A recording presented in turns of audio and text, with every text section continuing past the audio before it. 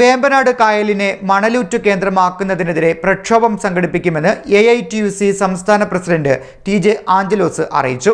ദേശീയപാത വികസനത്തിന് സൗജന്യമായി മണൽ നൽകുന്നതിന്റെ മറവിൽ സ്വകാര്യ കമ്പനി ഡ്രഡ്ജ് ചെയ്യുന്ന മണൽ തണ്ണീർത്തടങ്ങൾ നികത്തുന്നതുൾപ്പെടെയുള്ള ഇതര ആവശ്യങ്ങൾക്ക് വിനിയോഗിക്കുന്നതായി പരാതികൾ ഉയരുന്നുവെന്ന് അദ്ദേഹം പറഞ്ഞു.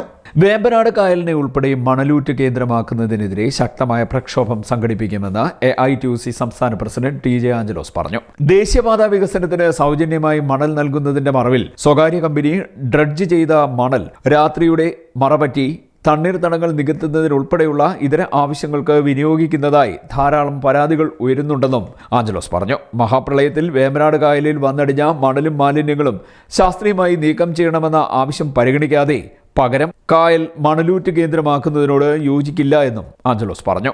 രാവും പകലും നൂറുകണക്കിന് ടിപ്പറുകളിൽ മണൽ കടത്തുന്നുവെന്നും ഇത് സംബന്ധിച്ച് യാതൊരു രേഖയും ഒരു വകുപ്പിന്റെയും കൈവശമില്ലെന്നതും വസ്തുതയാണെന്നും അദ്ദേഹം പറഞ്ഞു. ദേശീയപാത നിർമ്മാണത്തിനായി ദേശീയ ജലപാതയിൽ നിന്നും നിശ്ചിത അളവിൽ മണൽ നീക്കം ചെയ്യണമെന്ന സർക്കാർ ഉത്തരവിന്റെ മറവിലാണ് കായൽ തീരത്തോട് ചേർന്ന് നടത്തുന്ന ഖനനങ്ങൾ നിർബാധം തുടരുന്നത്.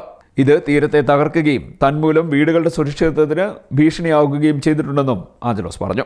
വൻതോതിലുള്ള ടിപ്പറുകളുടെ പ്രവാഹം മൂലം തദ്ദേശ സ്വയംഭരണ സ്ഥാപനങ്ങൾ നിർമ്മിച്ച റോഡുകൾ തകർന്നുവെന്ന പരാതികൾക്കും പരിഹാരം ഉണ്ടാകണമെന്ന് ആഞ്ചലോസ് പറഞ്ഞു. CDNet news, Kayamkulam.